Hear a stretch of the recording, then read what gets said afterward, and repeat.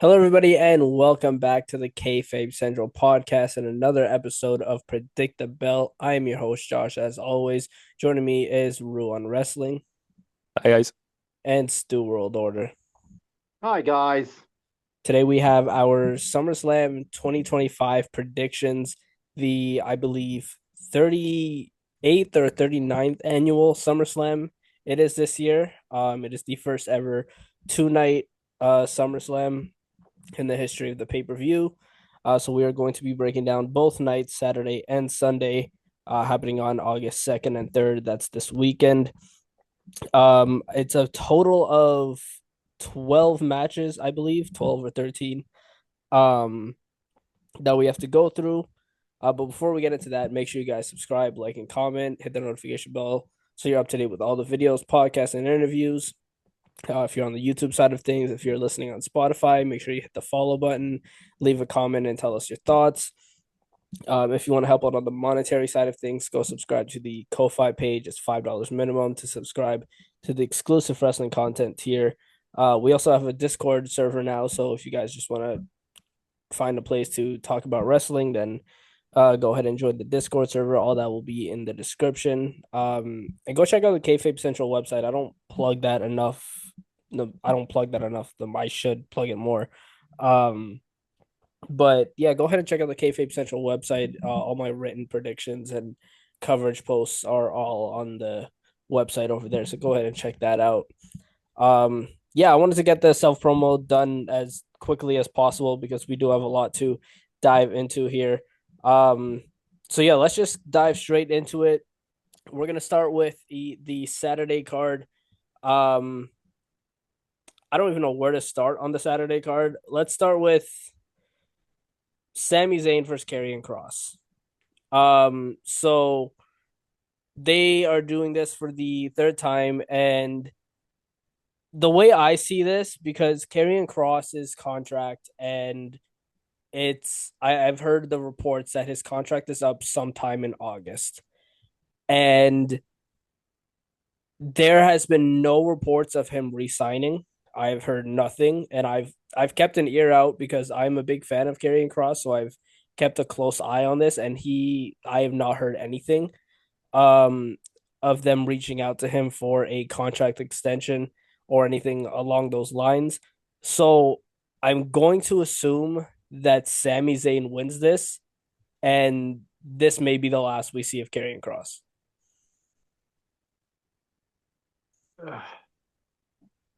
You go for it, Rue. Sure. Yeah, I'm really on the fence for this match. The bare minimum of what I've heard, and this is very much reading between the lines, was Karrion did an interview the other day where the subject around his contract was brought up, and he said that he couldn't speak about it as of yet. The only, and I'm talking this is very much reading between the lines here. The only thing people taken away from that interview was that he was very glowing of WWE. He had a lot of praise to say for them. So you could only potentially imagine that he may have re-signed. We obviously don't know. It's complete speculation.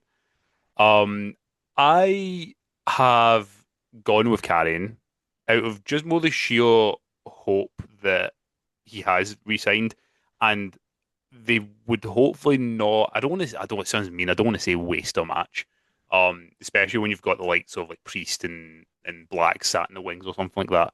Um, I wouldn't want to say they've wasted a match, but I don't feel like they would have if he hadn't re-signed.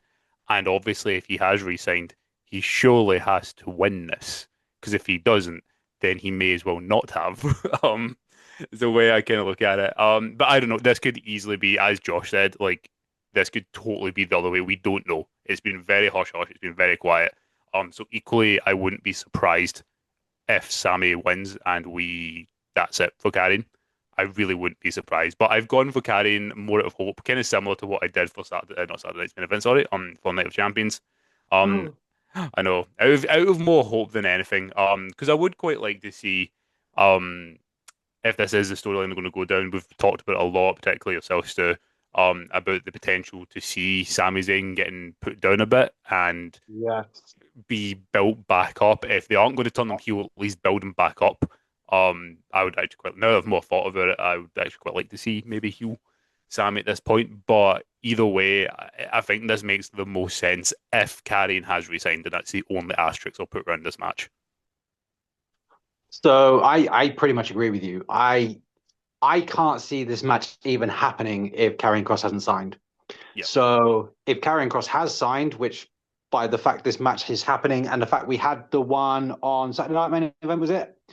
And we had the one at Night of Champions, which means we've got a dead rubber, or we've got a rubber match now. If he wasn't signing a contract, well, I think we'd have just left it at Night of Champions. The fact that we haven't leads me to believe there's always been a plan and a plan for the future. Now, if you're going to have this match, I don't see the point in Sami Zayn winning it. I honestly think that for everyone, for Karrion Kross, obviously it's going to give him a bit of strength. The fact that he's beat Sami down. Sami, it opens up a new window of opportunity that we can finally get some progression in his character, which has been massively lacking recently. I love Sami Zayn. I think he's amazing. He could be Sami Zayn forevermore as he is now, and I'd still love him. But I think we all deserve to just see a bit more of, a layer to him now. If it is a heel turn, fantastic. If not, at least some sort of change in him. So I just think for everyone involved, Karrion Kross gets the win here. I think it's so much more interesting if Karrion Kross wins than if he doesn't. Yeah, Exactly how I feel. I agree on the point that if Karrion Kross has resigned or is planning on resigning, then he should absolutely win this match. I just and like I'm gonna be like the one person on here that's just gonna be like, this is gonna be probably typical WWE, where Kross just loses and that's the last we see of him. I hope not. I hope he does resign and they do something with him. And I would like to see Kross win this match if he were to resign, because like you said, Stu, it makes the most sense. And but this could also be a point of where if Kross doesn't resign and this is the last we see of him, or his last big match on in WWE, this could be a case of where Kross has turned everybody except for Sami Zayn, and because he failed to turn Sami Zayn, that's what leads him to leave. Oh, you're going with a story-driven exit. Yeah. Not just like, bye-bye. No, they always do something like small, like when they have a story like this for the person to exit. And I think it could be something along those lines of Kross failed to turn Sami, and Kross is just like, okay, I'm done. It's not the greatest thing, but it works enough for this story. It's weak, but there's a slight sensible part to it. But I really hope that's not the case. Yeah. If Kross were to leave, I don't know where he goes. It's the only place I can see him going is TNA, and maybe he becomes a world champion over there. I don't see AEW wanting to pick him up right now. I just don't see him fitting on that roster at this time. The only place I can think of is TNA, unless he wants to go toward the Indies or like, I don't know, wrestle in Noah or something like that. Yeah, TNA is the only place. Didn't he already do that though once? Tour the Yes. Indies and then come back to W. Is he really going to have the sort of mental strength to go and do all that again? I think TNA makes a better fit for him, to be fair. See, I agree. I think if he was to go somewhere, it would be TNA. Just it's the best place I can see him. The only thing that's different this time, if Kross leaves, and even prior to him coming to WWE when he was Killer Kross in TNA, the fan sentiment and reaction to him now is huge. If he goes off, he will have a fan base that follow him wherever he goes. And as much as I don't see him fitting in AEW, I don't want to see him in AEW. I could see them dangling that contract in front of him to try and get him on there so they can use that power he's got. Because this is now what he has. Like, if he leaves WWE, especially at this moment in time, there's going to be a lot of unhappy people and a lot of people that are going to support him. And it would be a very interesting dynamic to see because if wherever he goes TNA, you can only imagine with that reaction, he's going straight to the top. Like, I 100%. can't see it anywhere else. Yeah. But yeah, that is Sami Zayn versus Karrion Kross.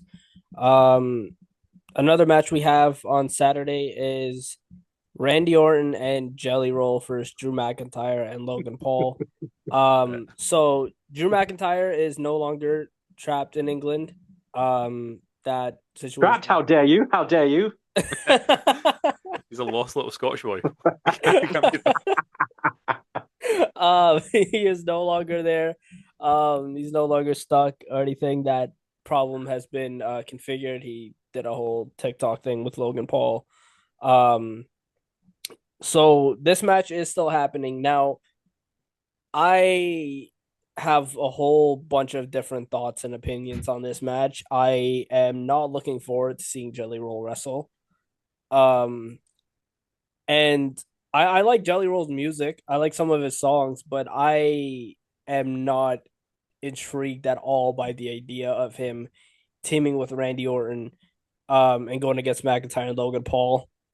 I think it was Rue. I think it was might have been you that said there's like so many other better things for Randy and Drew to be doing than this tag match.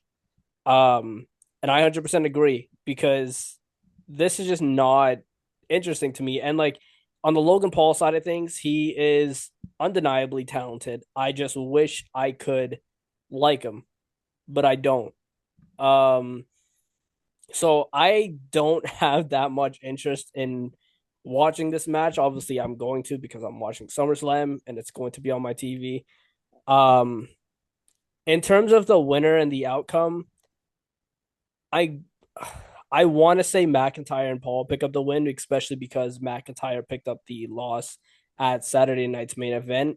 Ideally, Jelly Roll takes the pin, but WWE likes the to do this thing where they have the celebrities looking stronger than the wrestlers, and I really hope they don't do that in this case. Um, where Jelly Roll picks up the pinfall win over like McIntyre or something. Um, but I could very well see that happening. But I am going to stick with McIntyre and Paul picking up the win. Yeah, I'm Fair going to enough. agree with you on this one. You cannot have an older wrestler and a non-wrestler beat two wrestlers in their prime. It just makes no sense to me whatsoever. I'm different to you. I actually really like Logan Paul. I'd like to see more of him, I think. I thought at one point it was going to start being on our tellies weekly, but that doesn't seem to have been the case.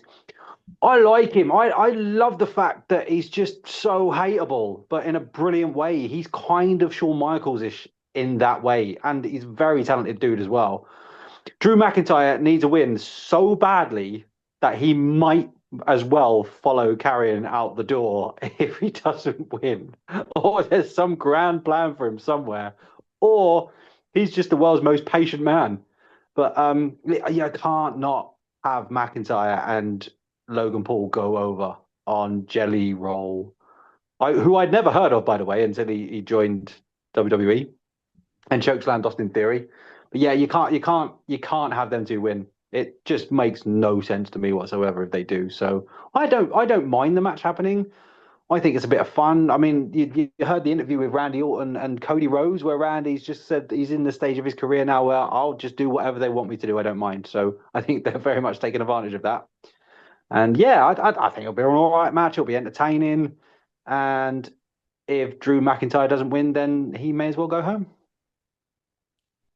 That's really interesting to hear, actually. So I don't know if I'm the most cynical one here, and that I'm just going to go with the WWE formula of the celebrity always wins. Um, that's just the tried and tested formula for so many years now. So I'm very split on this match. I 50% like it and 50% absolutely detest it. The 50% I like is I've actually really enjoyed the Logan and Jelly back and forth. I've actually always been really entertaining, especially Logan. I think he's done an amazing job here. being the massive hypocrite that he is. And I'm fine with that part of the match. And I totally understand why it has to be a tag team match because I don't think Logan, whilst very good, I don't know if he is at the stage where he would be able to carry a celebrity or another one to at least decently good match on a one-on-one scenario. I understand why it needs to be a tag team match, but why not have other people in there instead? It's just like that's the bit that annoys me and I don't like is the use of Randy and Drew, two of your top main eventers on SmackDown, which this main event scene on SmackDown at the minute is pretty dead because it's John Cena and Cody, and that's it, and that's ending in about a week. So Yes. this is where I have the problem. Like use someone like I know they've used them before in the feuded, but use like the Miz makes sense. For example, the team with Logan.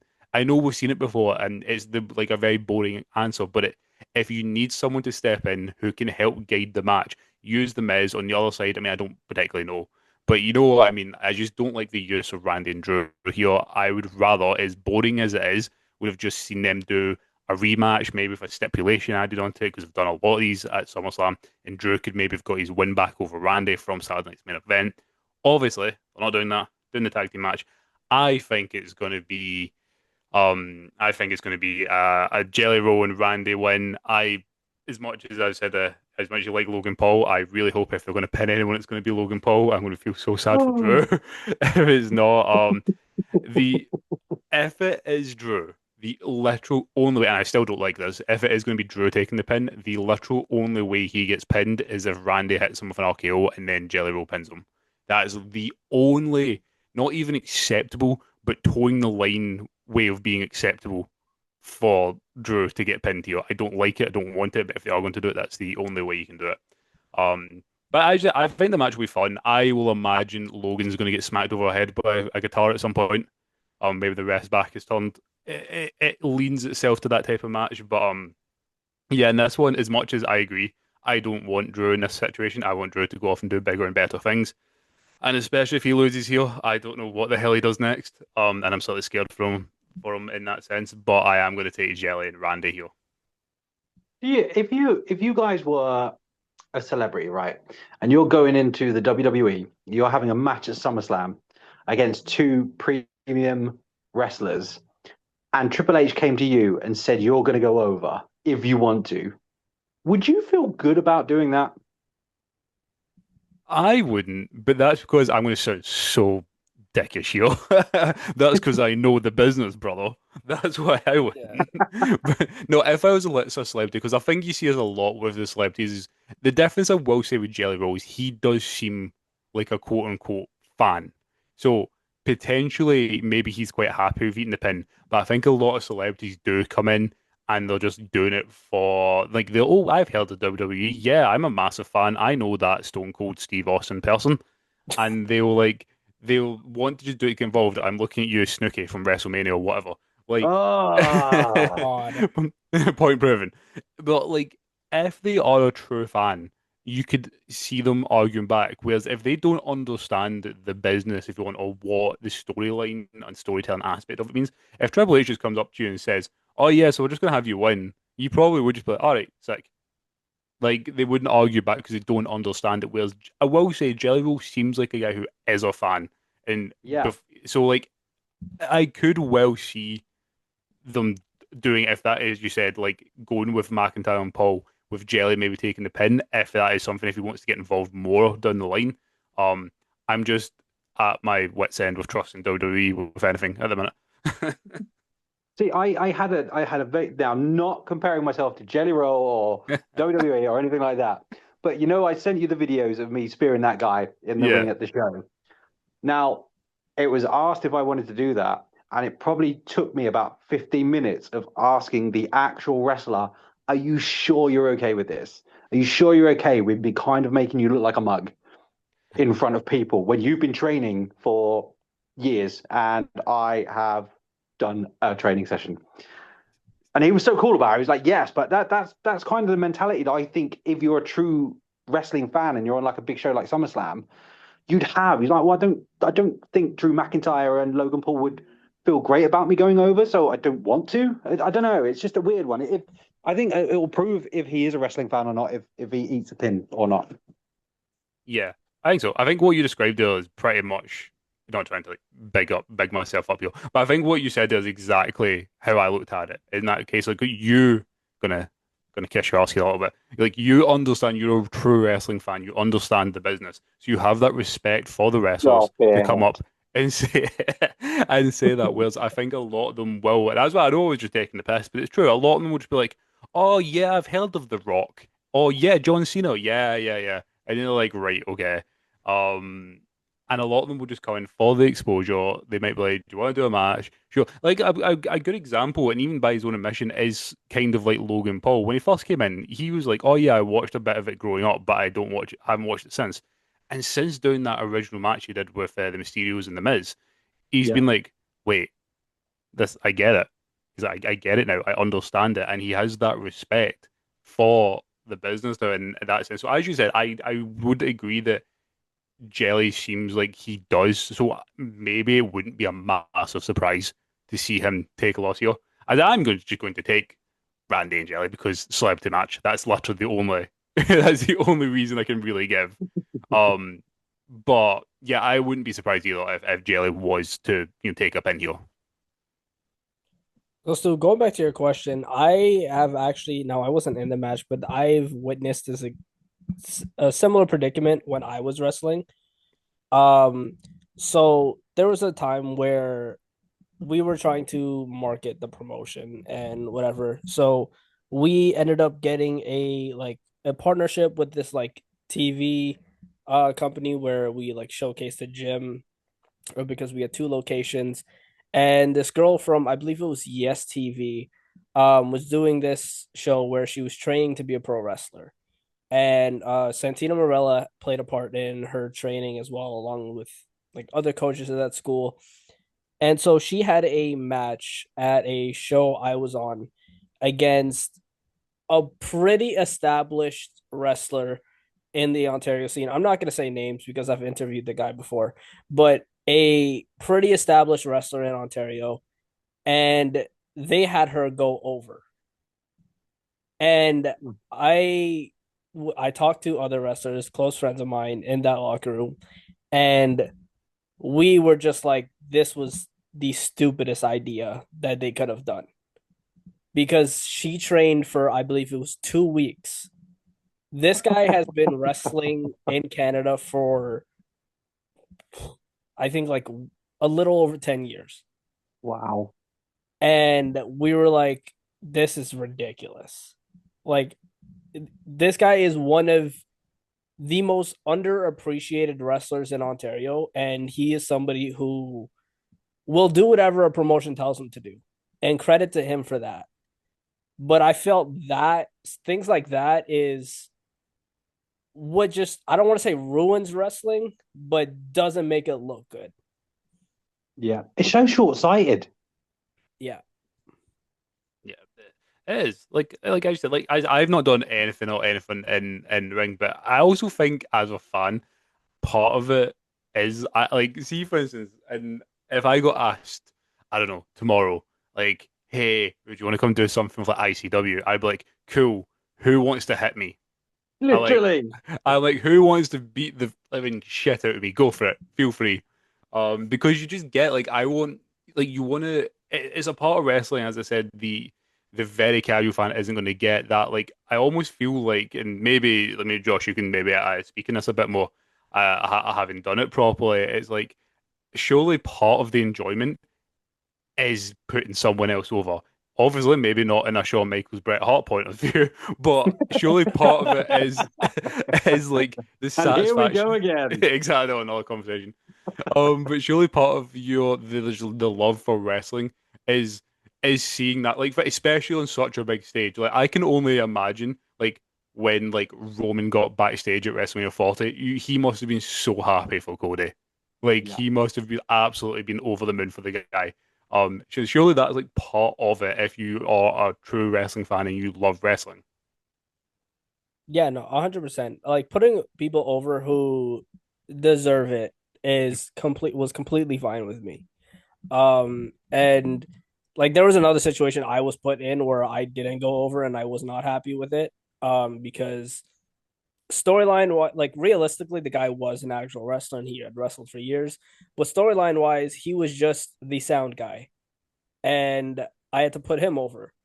So something like that wasn't like the greatest thing for me. But yeah, putting somebody over is perfectly fine, and it's a good feeling when you let them have their moment. Um, yeah, unless it's just someone like who's been training for 2 weeks and they have to go over. Getting Yeah, I can Snooki imagine that poking you. fix. Um, moving on with night one, we have another tag match for the women's tag team championships. The Judgment Day, Raquel Rodriguez and Roxanne Perez versus Alexa Bliss and Charlotte Flair. Now, this is another match that can go either way. And I am really torn on who's walking away with this because WWE seems to love having all the gold on Judgment Day. And like spoiler alert, I think Dominic Mysterio is retaining. Um and the Balor and JD just won those tag titles. I don't see them dropping anytime soon. There's no threat right now for them. They seem to like to have the gold on Judgment Day, and I can see that being a reason why they have Raquel and Roxanne retain. On the other hand, I don't see anybody else other than Charlotte and Alexa to dethrone Raquel and Roxanne. There's realistically nobody else. They've beaten the Kabuki Warriors like 2 times in the past month already. And there's just really nobody else. And I think it would make most sense. And I would like to see Charlotte Flair and Alexa Bliss win this match.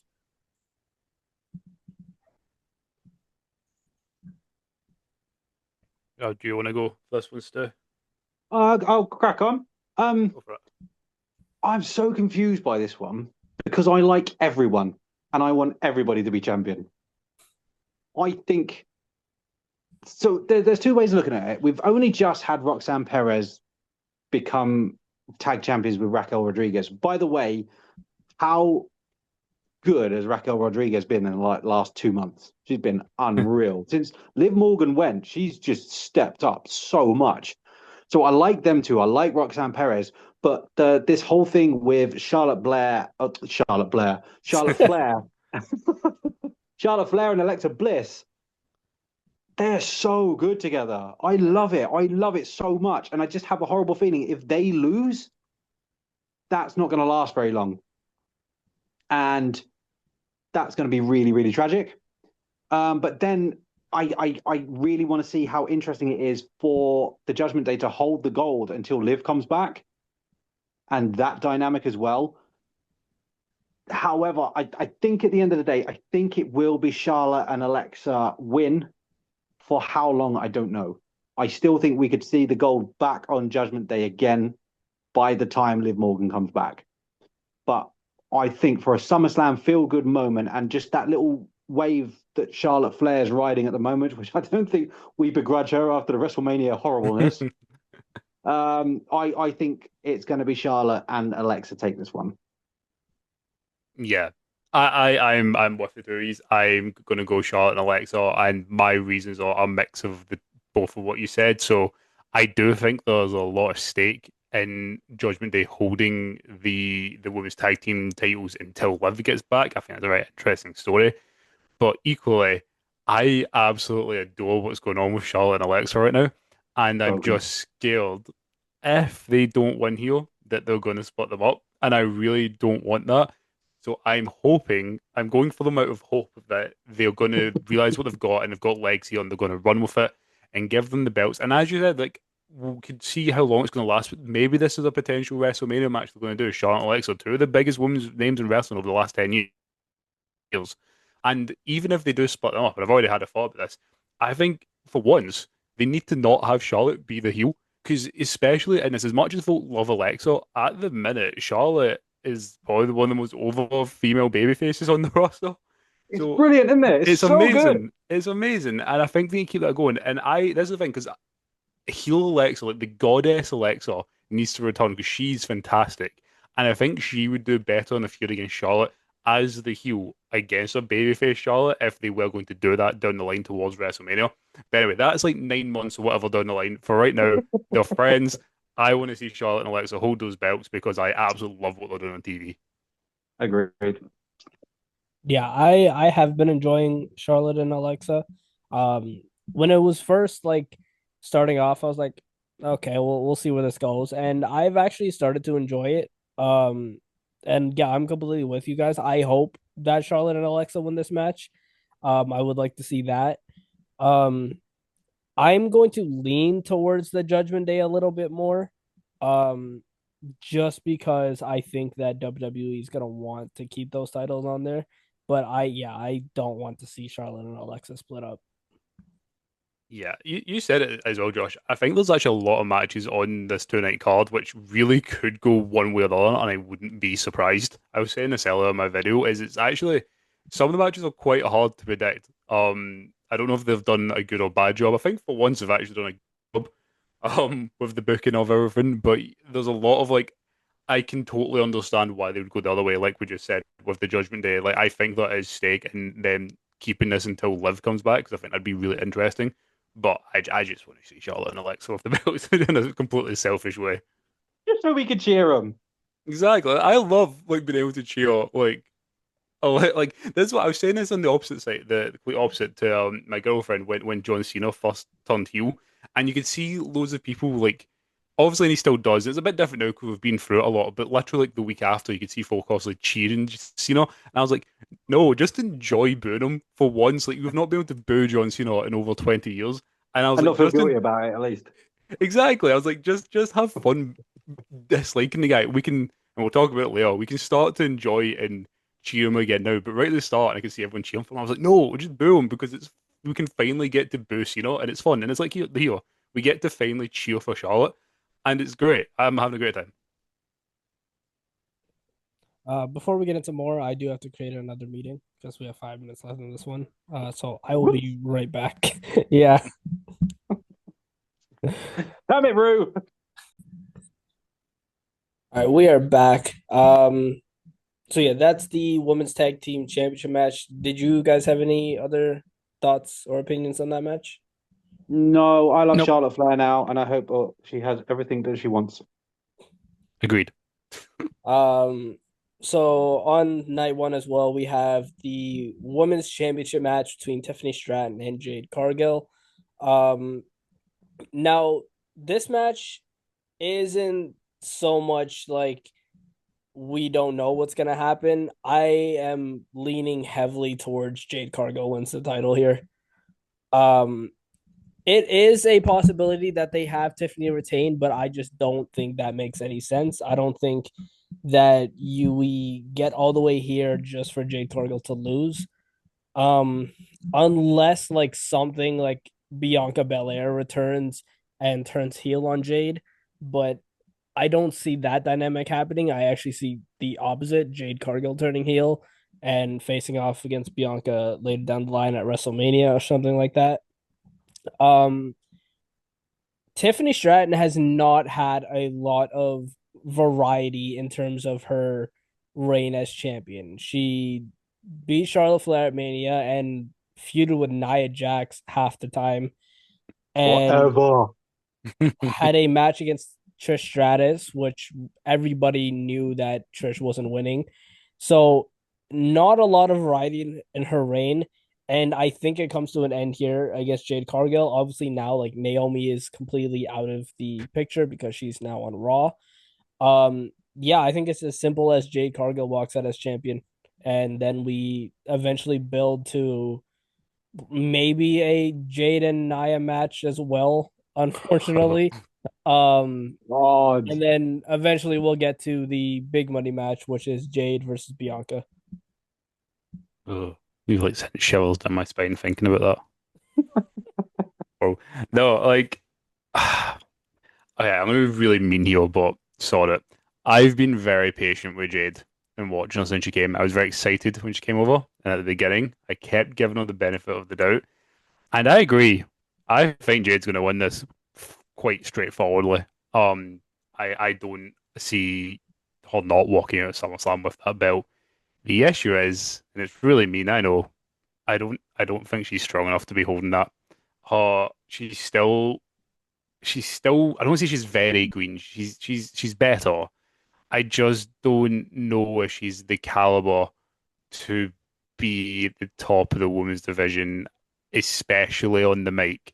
I, and again, I feel really bad saying this. I hate her promos when she speaks. It's so formulaic, it's so robotic. It's just not for me. Cool if you like it, that's absolutely fine. For me, I don't like it. It doesn't engage me. I don't have an interest in it.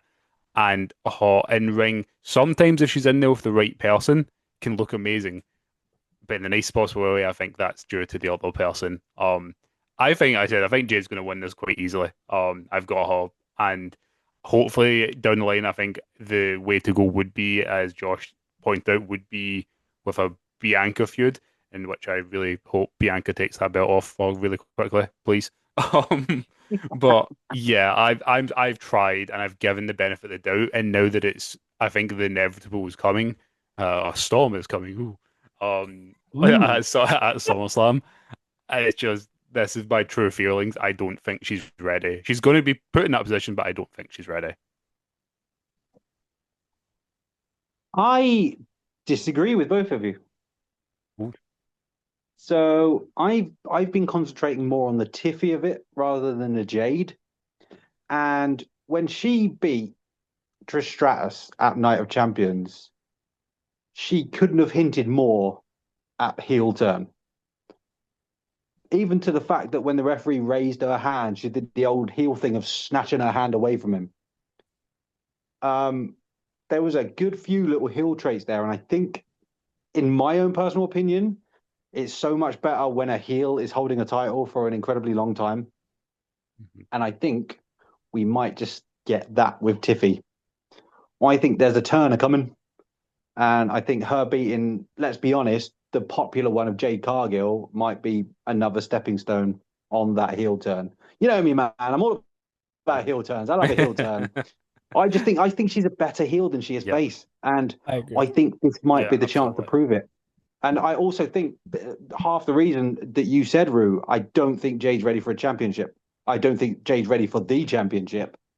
Yeah. And yeah, I've just got a sneaking feeling that Tiffy retains.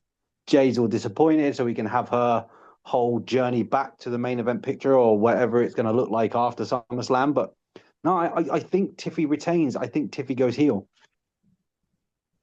See if, and I'm going to put an asterisk around everything I've just said. If what Stu just said comes true, then I'm all on board Tiffany winning. If what you've just said comes true, because I agree, Tiffany as a heel is so much better. It's just that is the issue with wrestling, isn't it? When you have someone, even when they're a bad guy, that everyone wants to cheer for and love so much that they just get cheered anyway. It Yeah. can be hard. I mean, they're obviously seeing it kind of currently a bit with Dom.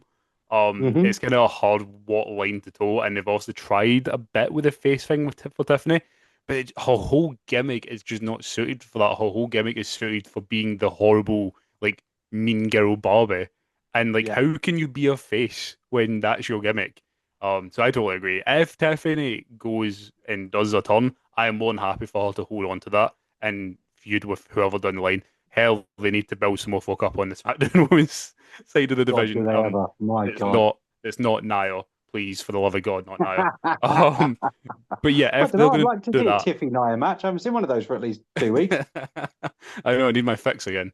Um, no, hopefully with Nia maybe in NXT, she's a bit more got more on now. So yeah, if they're gonna do that, I would be all on board. But if they aren't doing the turn, I do see them going with Jade. But I feel bad saying it, but I just don't think she's ready at all in any aspect at the minute.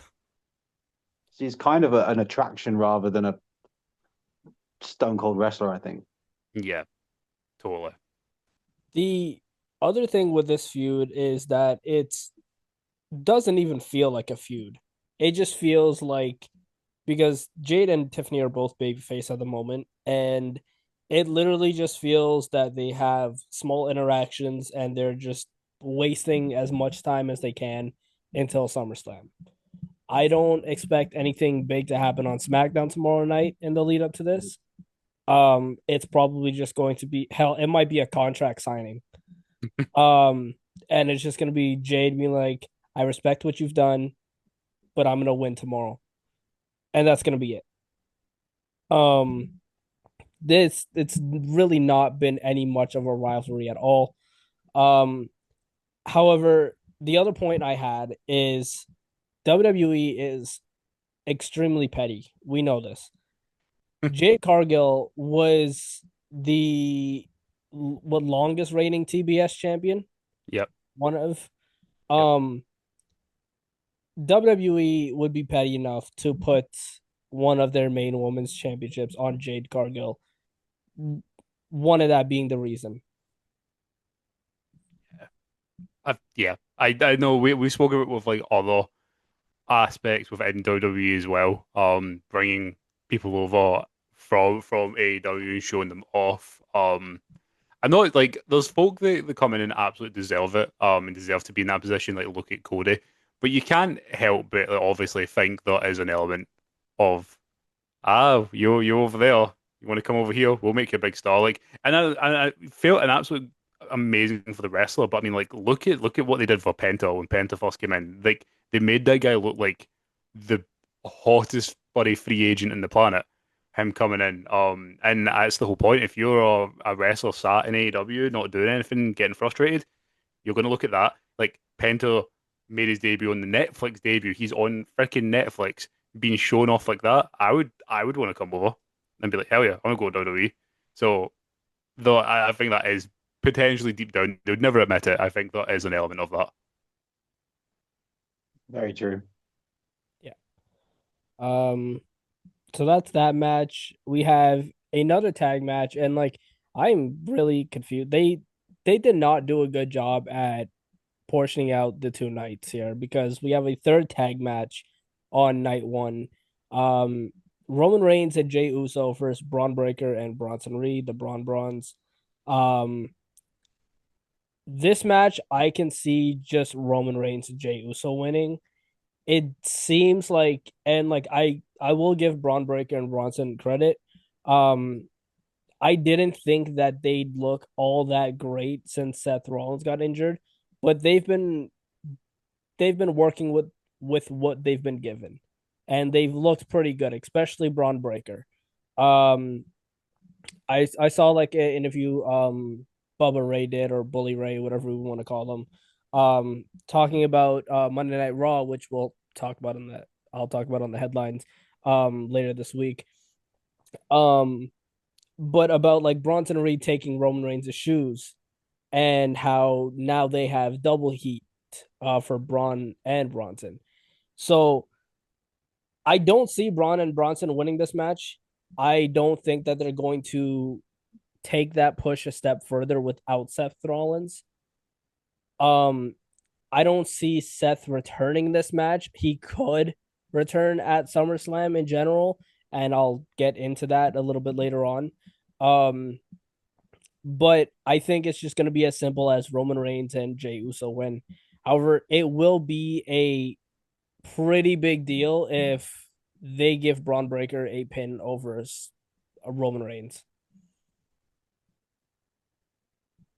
Okay, firstly, Roman Reigns is never getting pinned.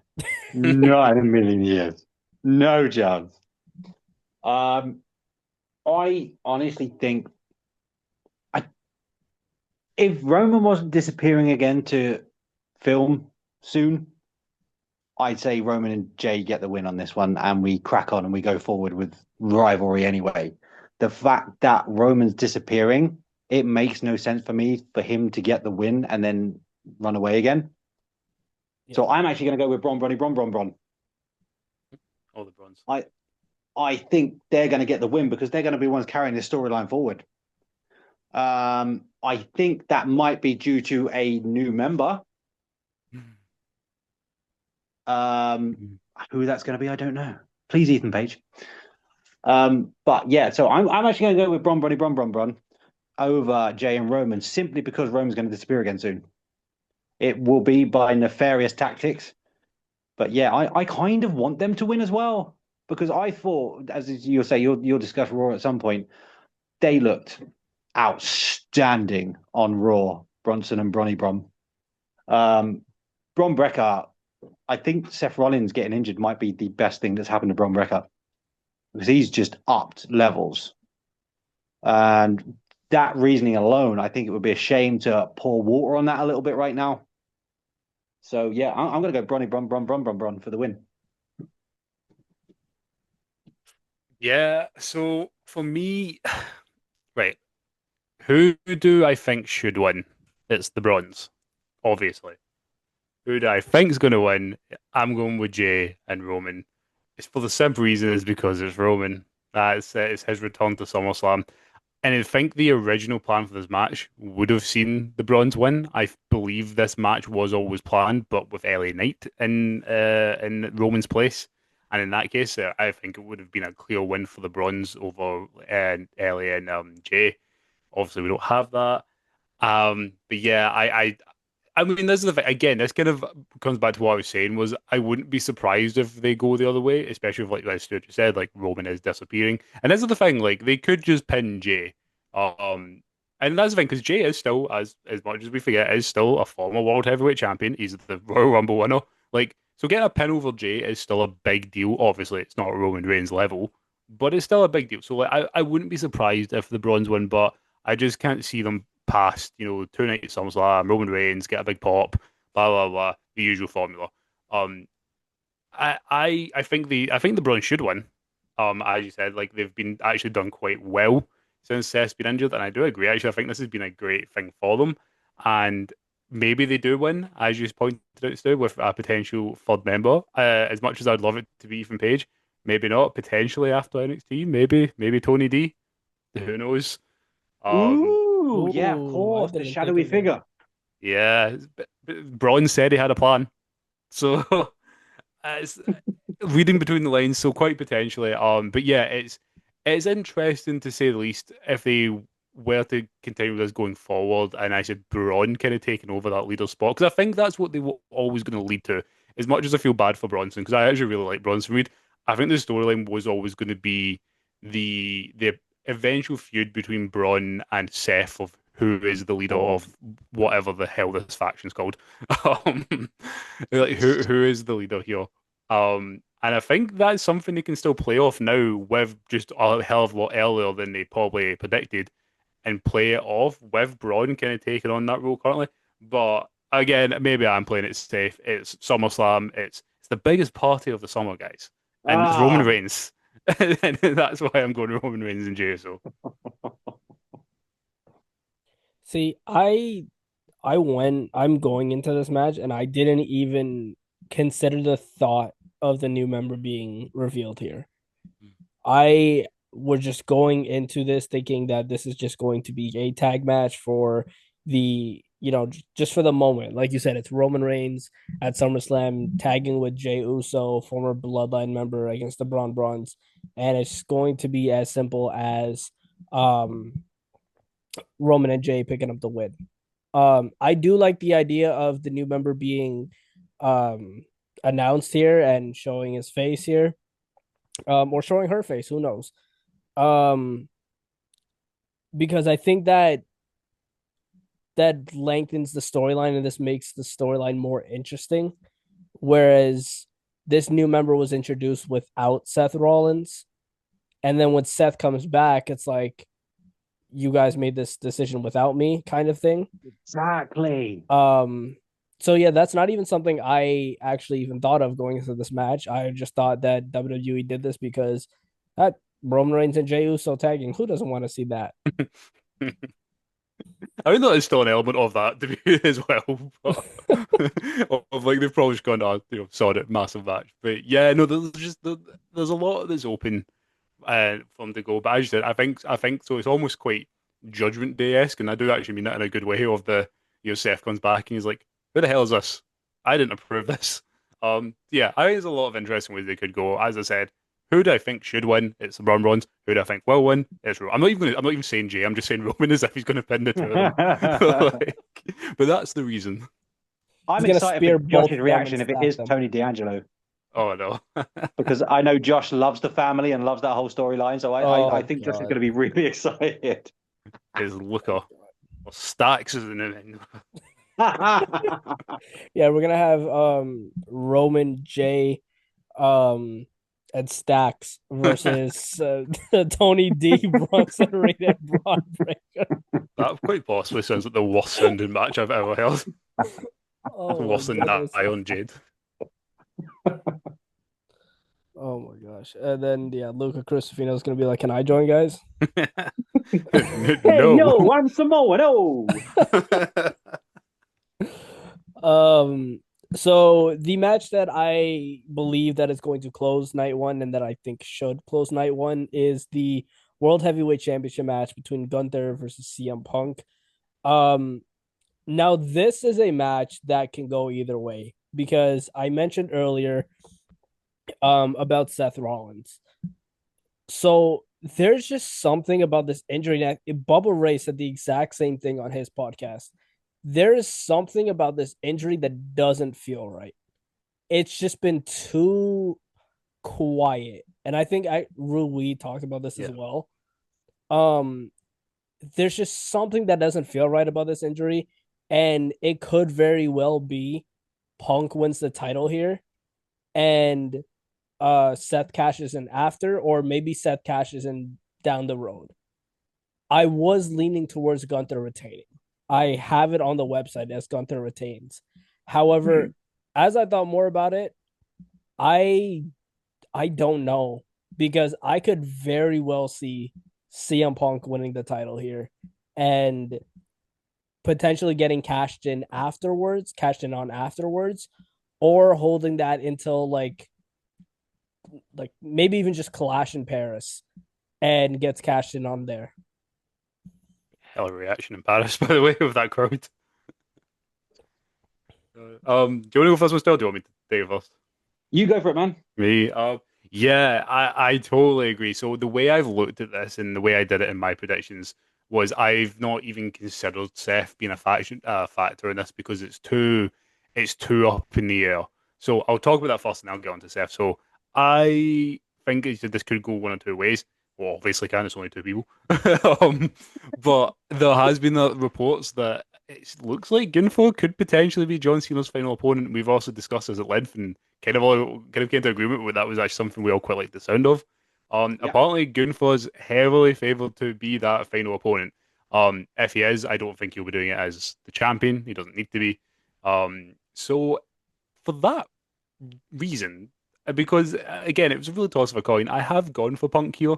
Um, I don't really have any other reason, and even with if Punk does win, I don't really know who he feuds with on Monday Night Raw. Maybe Bron. I don't know. It maybe doesn't make entirely sense, too much sense, but I am going to take Punk. But what I will say, I totally agree. Can't believe I'm about to say I agree with Billy Ray here, but I agree with Josh in that sense. um, this injury, I think it's 100. You've seen folk at the beginning who are like, oh, no, it's absolute work. No, I think he is legit injured. I do think he is legit injured. However, I do agree that this has been a very, very weirdly discussed injury. Look at a very recent, well, two really recent ones of Zoe Stark and Liv Morgan. Boom, instantly, you knew what it was, all over the place, you knew how long they were going to be out. Instantly. There has been nothing apart from what Seth Rollins said on that show he hosted, where he gave a very, very what's the word? Well media trained answer is probably a potential way of saying it. A vague Um, answer. a very vague answer to the question, which is interesting, and there really hasn't been too much. Obviously, I think one of the major factors has been the way Paul Heyman's came across on screen. You know, the fact that straight away, because see if this was such a massive, massive injury and it messed up all plans, I don't see them doing what they're doing now with the briefcase. Obviously, the argument that the briefcase you have a year to cash it in does work in the favor no matter what. Because even if it was a year, I think Seth would be back before then anyway. But that's so many plans will have to change in that period that you may as well just put the briefcase on someone else. However, they haven't done that, and they're still playing off the story that Seth can cash it in. So whilst I think Seth isn't very much legit injured, and I would harp on the side that it will be for a decent amount of time, there is that part of me that does. I totally agree. It's very, very interesting the way they've gone about it. But anyway, ignore that. I'm taking CM Punk to become the new World Heavyweight Champion. By the way, if Seth Rollins is actually really injured, how frustrating must it be sitting at home and everybody's like, "Oh, he's going to come back and catch it." He's like, I'm not. That's what I mean. I hate speculating on people's injuries, and especially when I'm like, I think he like legit is. Especially when you look at the reactions on Saturday night's main event, like from his to like Heyman's, like even the LA Knight, LA Knight was like pissed because I think he knew straight away like that's his SummerSlam match, like done. Yeah. Like, so I think it was very much legit. But I don't like speculating on wrestlers' injuries because I just feel like a bit distasteful. But as you said, like you can imagine if you're sat at home, like he sat there like a leg brace. Like, guys, I can't walk. What are you on about? I don't know how else to explain it to you. I cannot walk. I will not be wrestling. I think so. I'm saying all that I've just said. I think Punk wins and Seth cashes in. I honestly, It could well happen. That's my point. It could happen, but I don't know, so I'm not going to bother predicting it. even if Bron and Bron have to come down to the ring, slap the crap out of CM Punk after he's won, then go backstage, carry Seth Rollins out, and just gently place him upon CM Punk's carcass and get the referee to count. I've I've just got an image on my head now of them doing that, and Seth is still in like a brace for the next however many months, and Braun and Bronson are just carrying him around like a king with like a throne over their shoulders, and Seth just sat in a chair with the belt, just lording it over, kind of like what Baron Corbin used to do when he was King Corbin. Literally that. Just have Seth do that. He can't wrestle, he can't walk. I'll just have the bronze carry him everywhere. There's always a statement that goes in my head, and I don't ever want it to be an empty threat. Is Seth saying, I think basically saying, I will be dead in the ground before I let CM Punk become champion. That's exactly what he said. And I can't get that line out of my head. And I really want Punk to win it. I really want Punk to win just because I want Punk to be champion. And if Punk wins and there's no cash in or anything like that, I will not be disappointed at all. I just feel there's just an air of doom around it. Yeah. Also, I will say, I wish Gunther and Punk had 3 more weeks to build this because their 2 promos together have been just world class. And it's such a shame they haven't had more time to build this. Yeah, it's interesting. Well, how much I don't know how much you've managed to get through on Real. I don't know if you've finished it yet, Josh, or not. But No, it is interesting. because No, it's I have to go interesting. to work and stuff. Oh, well, I mean, same, but still, we want to talk about that. But it was interesting to see that also the Punk Gunther match was their original idea they've had for WrestleMania. So they've obviously had it in the back of their minds for ages that they've wanted to do this. Yeah, I think it'll be a really good match as well. Them two, I just think that there's nothing about their styles that should say it will make a fight, but I think their styles will actually meld really well together. I think their character work they're both capable of. Punk's going to be the underdog and going to be taking most of the bumps, but I think it's going to be such a good match. And as I say, I just wish they'd have had more time on the mic together because I think they're both outstanding. But yeah, I think we're going to get that great moment of Punk winning and followed by burn it down, and then we're all depressed again. They've Unless he gets carried. they've also wrestled each other on house shows that I've seen, like on the internet and stuff. And so that gives me a more positive mindset going into this that they have a gist of how each of them work.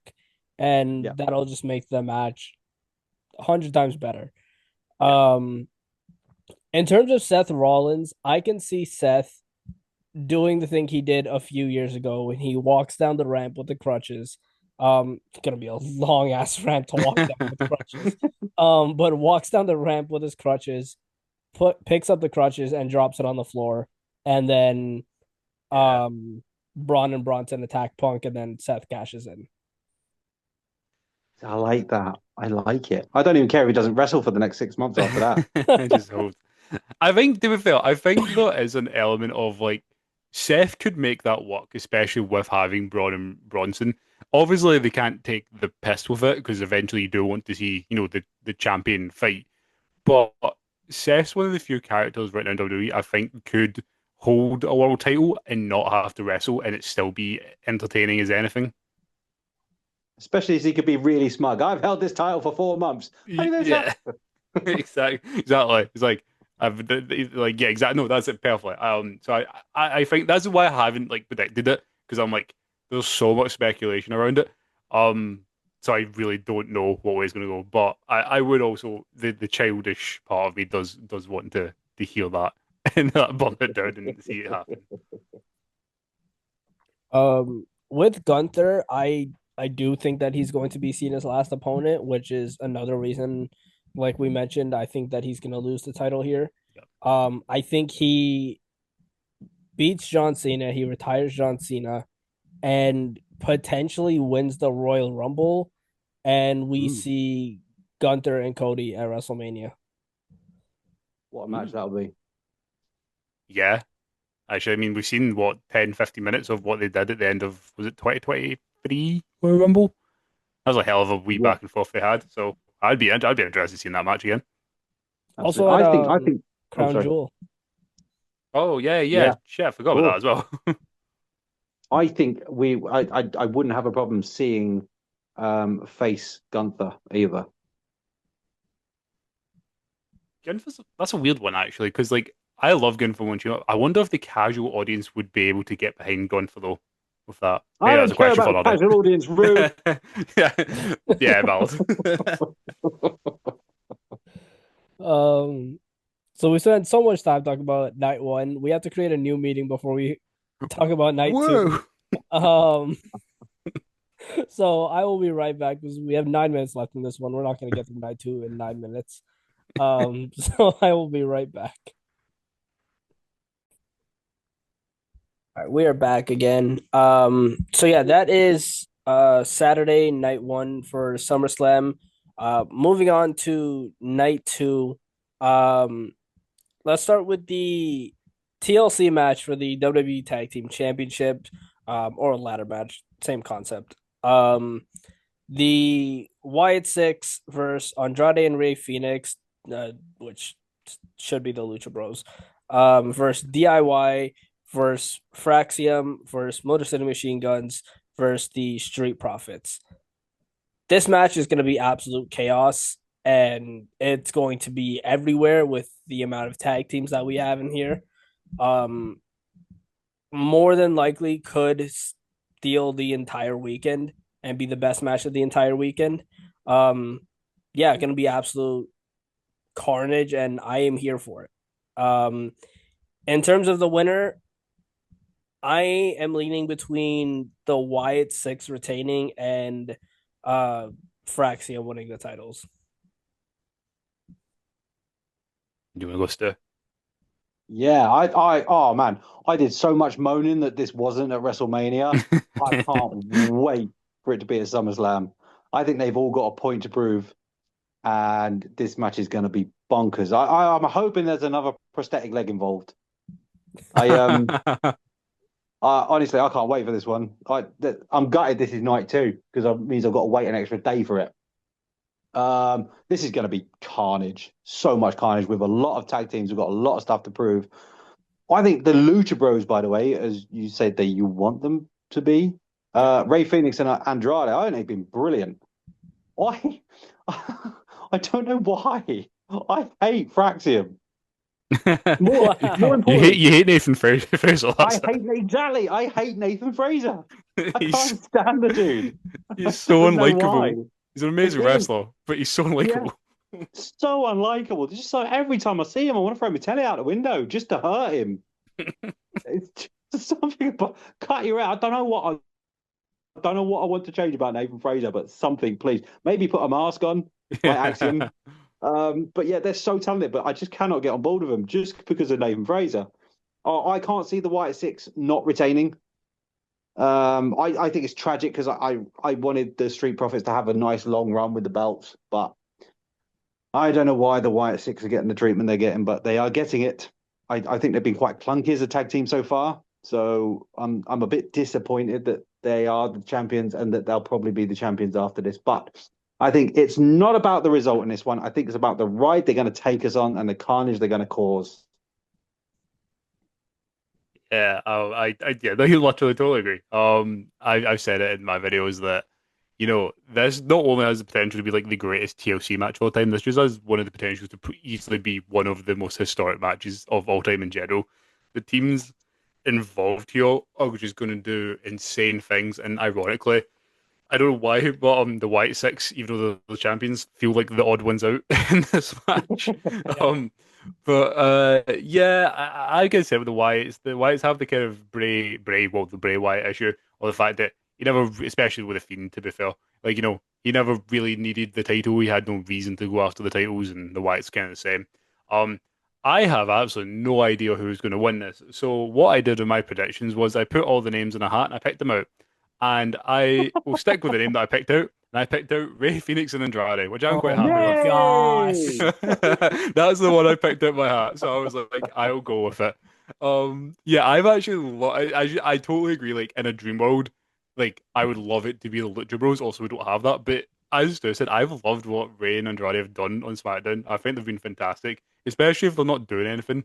And it's always the same. Like some of the greatest teams are always just two guys just put together because they've got nothing on. And similar to this, so I don't particularly care who wins this one. But I'm going with Ray and Andrade because they got pulled out my hat. So that's my ideal. I may get I heat for this. was so happy this is happening. I may get heat for this, but I don't want to see the tag titles on Andrade and Ray Fénix.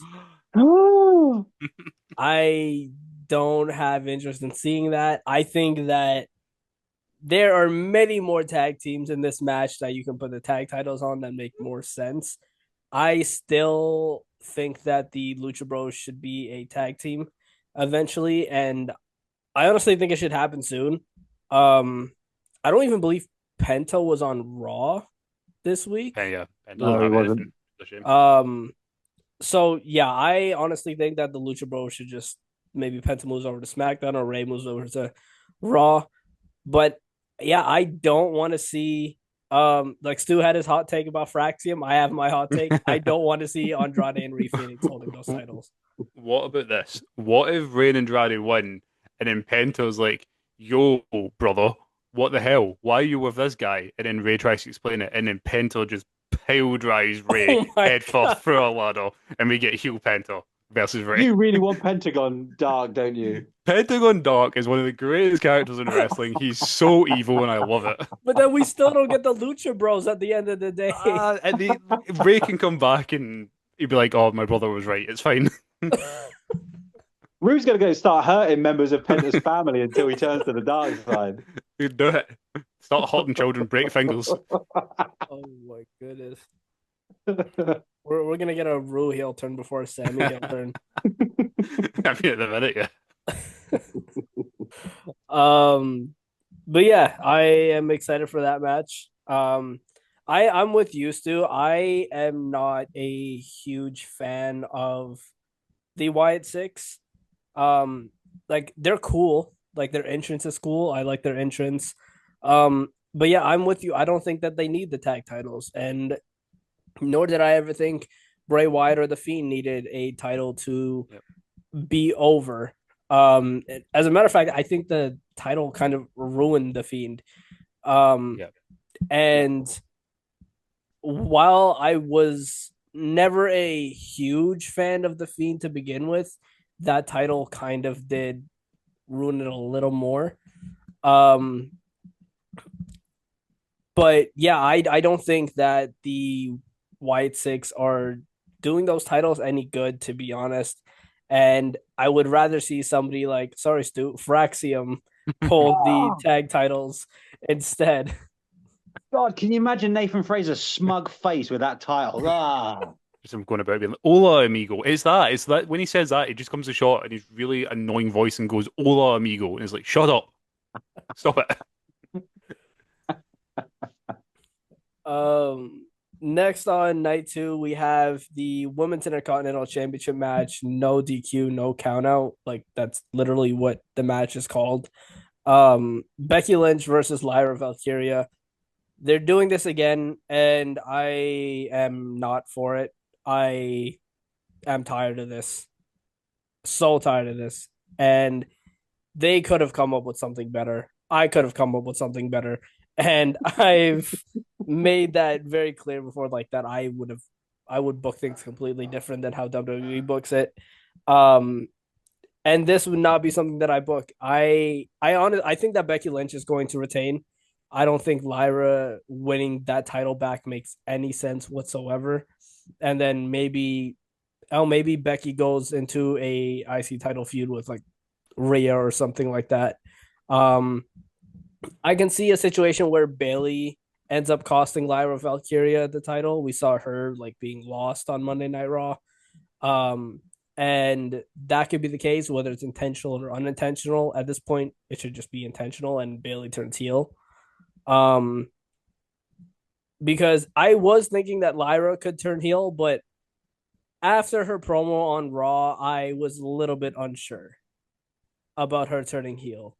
I just couldn't get behind that promo that she did on Raw.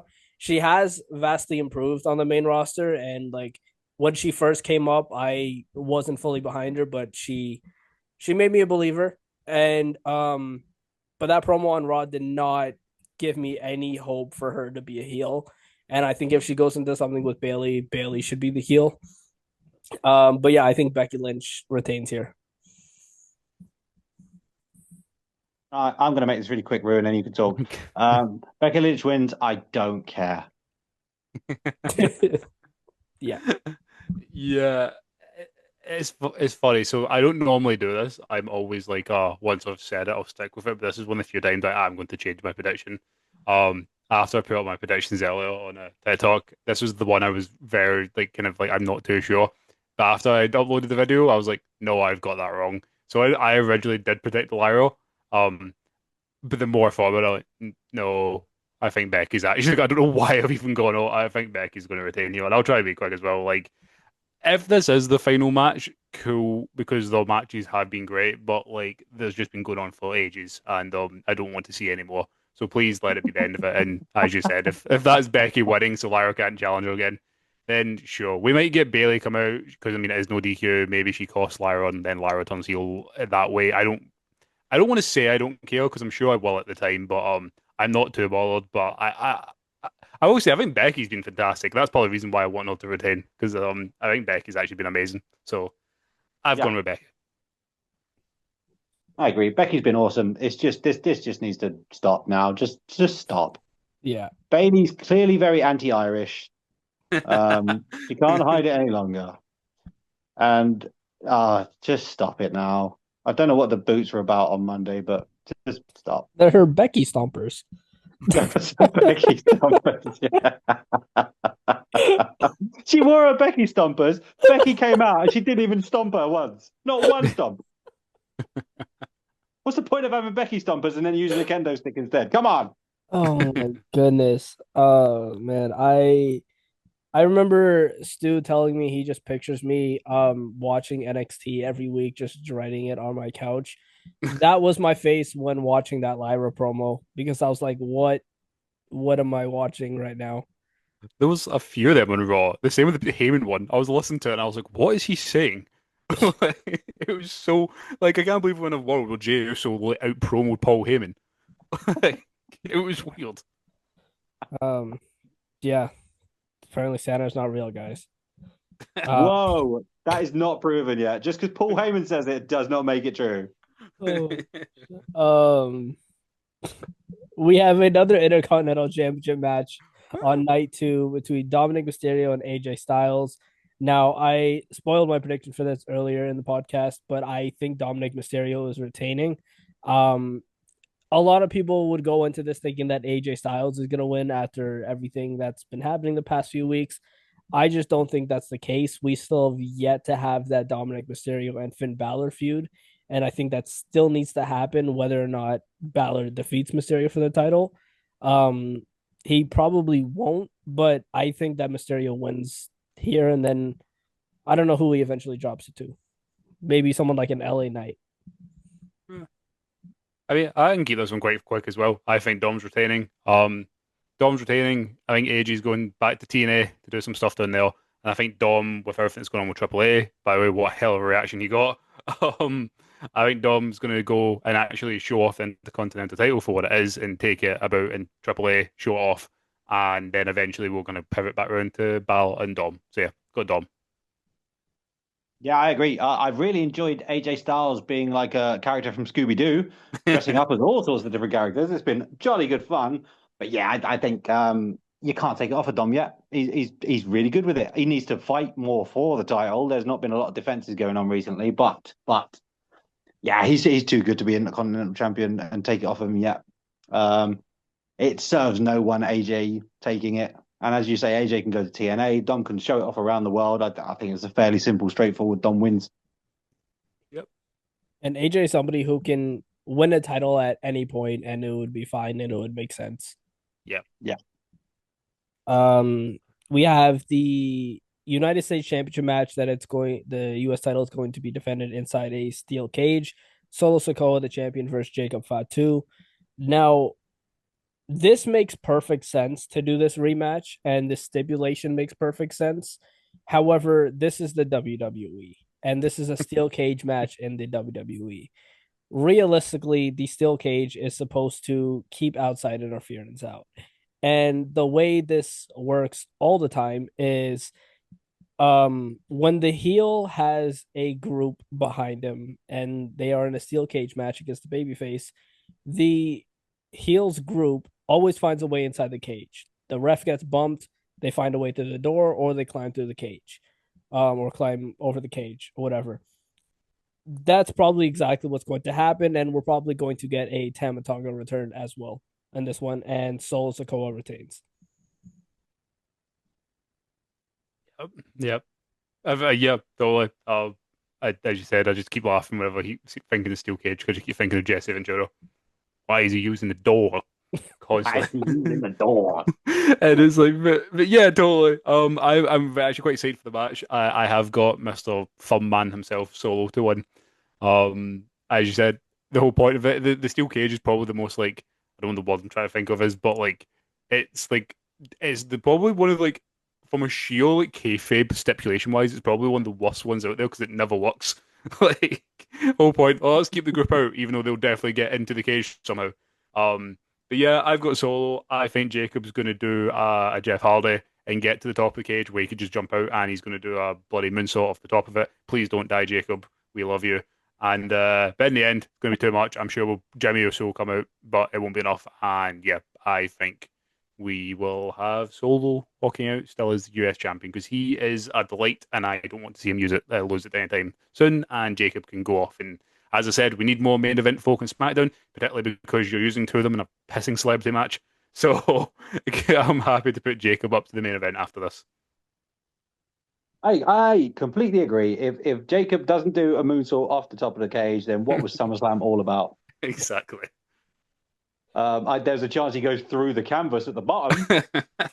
He's a big dude. No, this is going to be a really good match, and it's just so built for Solo to just do some awesome, funny, great things. Talatonga, is it? Talatonga? He'll just literally just step over the cage. Doors might get ripped off. But yeah, no, I think it's a fairly safe assumption that Solo wins here. He needs it more than Jacob does. As you say, Jacob's now ready, so ready for the main event scene. And God, we need to build some more male stars on SmackDown because let's be honest, we're going to be losing Cody soon as well for a little bit. So yeah, no, keep it on Solo. He's brilliant. He just needs a new finisher. I cannot stand the Samoan Psych. I just can't stand it. If you have to do a finisher 7 times to someone and put them away, it's not a finisher. Tell it to Cody. Don't get me started on the Crossroads. Do not. For shame. Yeah, Fatu is somebody who right now doesn't need a title to be over because he's extremely over with the fans and the crowd already. Um, and yeah, like you guys said, he can move on to bigger and better things after this. Uh, Next we have the triple threat match for the Women's World Championship. Naomi, Io Sky, and Rhea Ripley. Should be a good match. I expect it to be a good match. These three are all talented. Naomi has been growing on me, especially since winning that Women's World Championship. I think she's just been absolutely hilarious on Monday Night Raw, mispronouncing Stephanie Vacquer's name. Um, yeah, she's been great, and I think that she's actually going to retain here in the triple threat match. She just won it by cashing in on both the women in this match. It just wouldn't make sense for her to lose it right here, like 3 weeks later. Yeah, do you want to Yeah, I agree. I think that's the shame about this match is that it's kind of one of the most obvious about who's going to win. It's been far too soon after Naomi Cash to have somebody take it off her now. I don't think I think evidence proves we don't need Io or Rhea to have that title at the moment. It's going to be a really good match, but it's just tainted a little bit by it's so obvious that Naomi's going to win. You know, when we had the Io Bianca Rhea match at WrestleMania, that was nowhere near obvious who was going to win. That's why it was such a good match because you genuinely thought at one point all of them were going to win. Where I'm just waiting for something to happen in this match to make Naomi win. But it'll still be a good match. But yeah, you can't look beyond Naomi at the moment. And she's a really good champion. She's really found that nutty mental side of herself. She has no inside voice. She shouts everything. And no, I love her. So yeah, no, Naomi wins here. Good match, but just a bit tainted by the fact that it's so obvious that Naomi's going to win. Yeah, totally agree. As I said, if one more predictable ones in the card, I think the whole story of the match will be Io and Rhea. Just get too focused on each other, and eventually that allows Naomi to come in and pick up the victory. It should be a great match. I said Rhea and Io, they literally can put on 5-star matches every night if they want, and adding Naomi surely can't hurt it at all. And yeah, I mean, that'll be it. Naomi will come out, retain, and she'll go into Clash of Paris to take on Stephanie Raquel. And yeah, excited for that match too. Not much else is there. I think it's a very good chance that Stephanie Vacquer beats Naomi for that title at Clash of Paris. Oh, quite possibly. Agreed. And then we get Vaquer versus Rhea. Oh my God, what a match. See, with Rhea, I can actually see her feuding with Becky for the women's IC title. Ooh, Ah. interesting. I think I that quite would like be that. her next step to like give her a break from the world title scene. And also, how much prestige is that bringing to the IC title if you've got two of the I winners, know. two of the first three Fucking- winners of Becky Lynch I and know. Rhea Ripley? We're going to look at the US one. Like, the difference is crazy. I've heard apparently Julia's champion. Apparently so. Sorry, tune to SmackDown, not SummerSlam. You'll find out. Yeah, she's defending her women's US title tomorrow night on SmackDown against guess who? Zelina Vega. You're another person in the division. I wonder if you'll retain it or not. I think Zelina Vega would be good with the US title. I think I might need to give her a chance with it. I tell you who else is good, Chelsea Green. She can probably make a good title champion as well. I'm out of women. So WWE apparently. The main event of night two, of course, is the street fight for the undisputed WWE Championship. John Cena versus Cody Rhodes. This one is pretty simple for me. I think Cody Rhodes wins the title back here. We could very well see a face turn from John Cena here. A lot of people are talking about a double turn.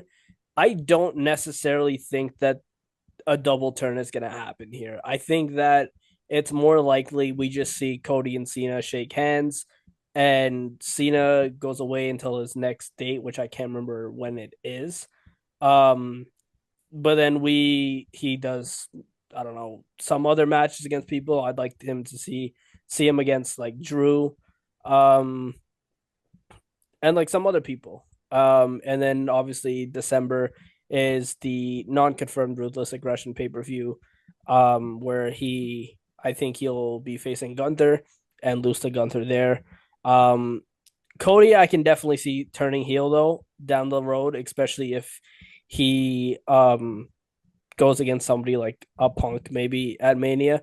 Um, if the plan is Cody and Gunther at WrestleMania next year, then obviously I don't think Cody will be turning heel anytime soon. Um, but yeah, I can see that being the case for this match. Cody Rhodes winning and John Cena shaking his hand after the match, turning face, giving the crowd that big pop.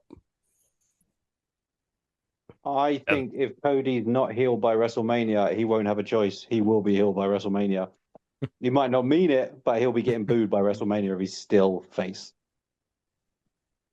there's definitely a possibility with it. Like, yeah, because it's interesting to see how it will be out with the Cena feud, how people will respond to him.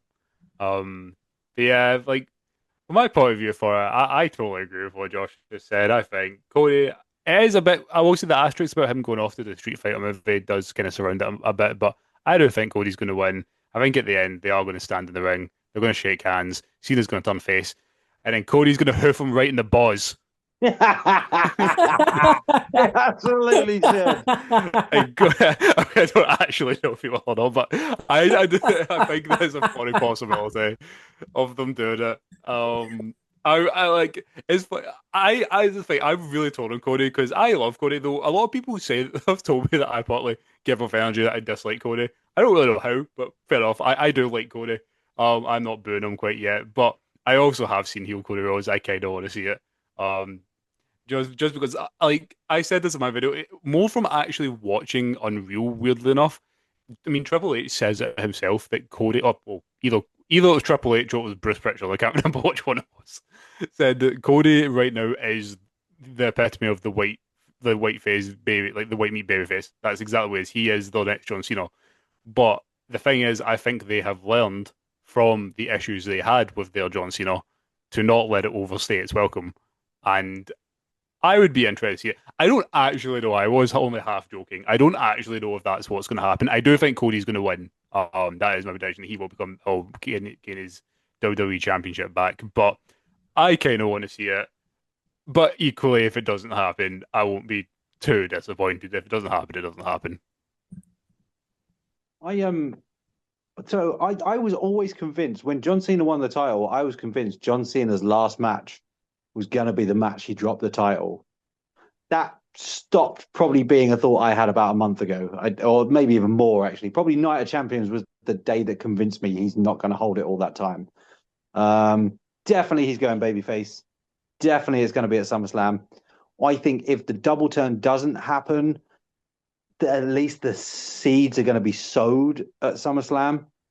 I hope something massive happens with it. I hope we kind of, as Rue said, I hope we come full circle. I hope Cena gets a nut shot, or at least a steel chair to the head, something. I kind of want the full circle moment between the two of them. Because let's be honest, it's the last time we're going to see John Cena versus Cody Rhodes. So, yeah, I'd like to see some poeticness to it. Cody definitely wins. And yeah, I don't know where John goes from that. Obviously, just sort of takes on people. It's a shame we couldn't have just put the US title on John for a little bit just to bring back the Open Challenge. But he hasn't got enough dates left anyway. But yeah, so no, Cody wins. John goes babyface. We all get to cheer him for a good few months. Cody sows the seeds of dissent. Yeah. So I think it's going to happen. I agree. And somebody decapitates Travis Scott.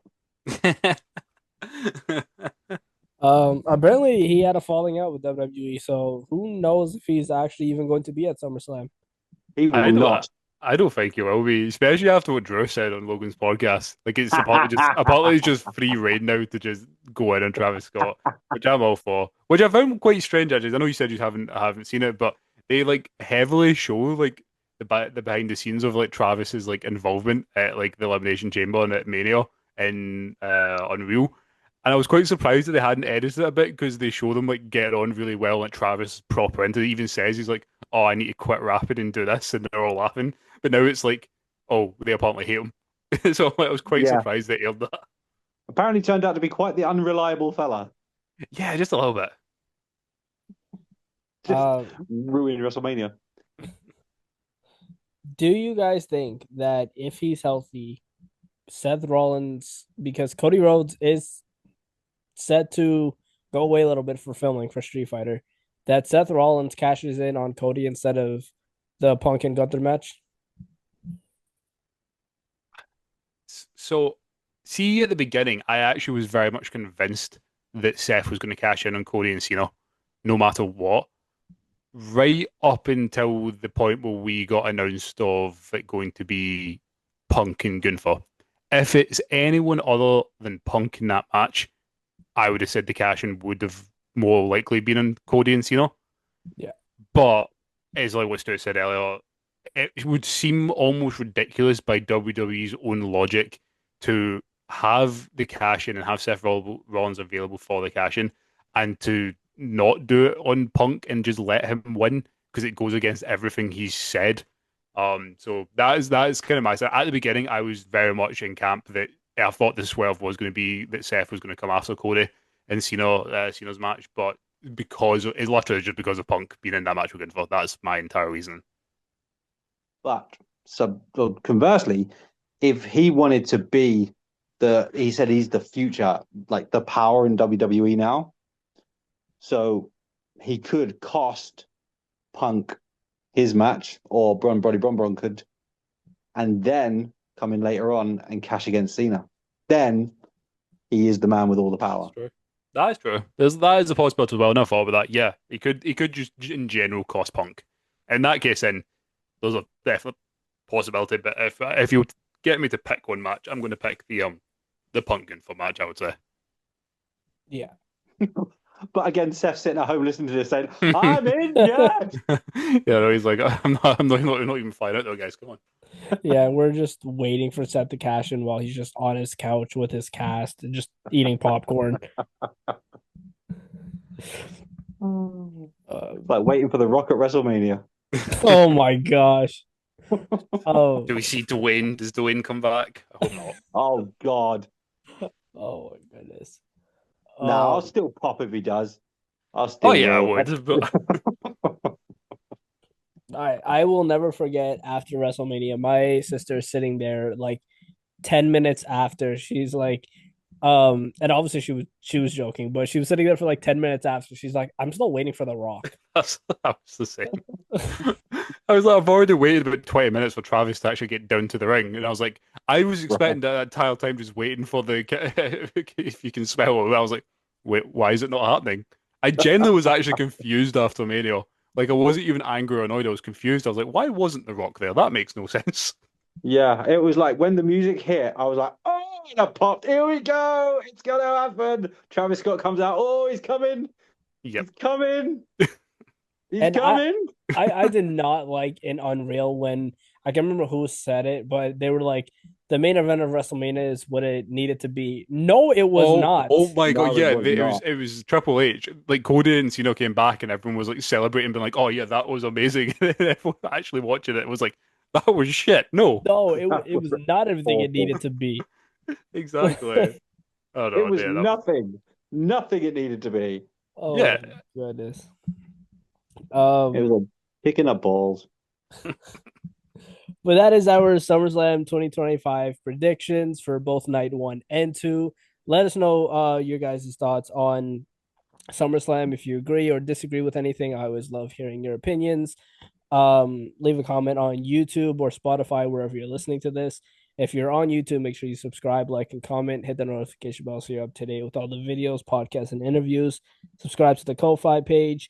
It's $5 minimum for the exclusive wrestling content tier. Go follow Rule on Wrestling and Stu World Order on TikTok. Stu World Order also has Instagram and YouTube, so go check him out over there as well. And yeah, go check out the Kayfabe Central website. All my written predictions are there.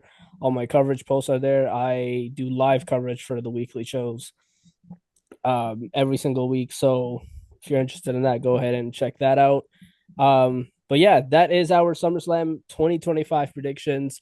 and let us know what you guys thought. And I will see you guys in the next one, which will be the headlines of the week. Take it easy.